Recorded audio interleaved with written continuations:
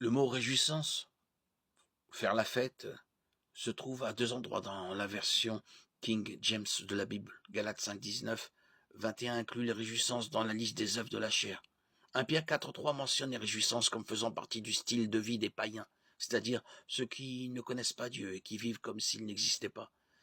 Des versions plus modernes de la Bible traduisent le mot grec pour réjouissance par réjouissance, orgie, célébration ou fête sauvage, beuverie.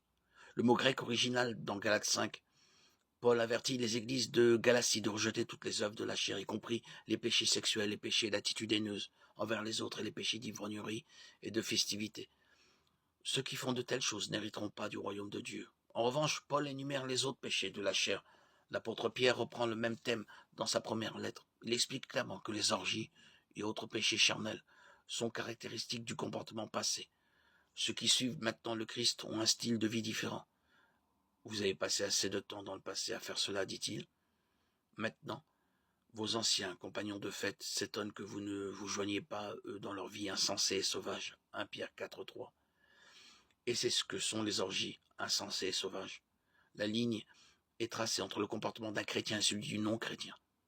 Le Christ nous appelle à dire non à l'impiété et aux convoitises mondaines et à vivre dans le siècle présent selon la sagesse de justice et la piété.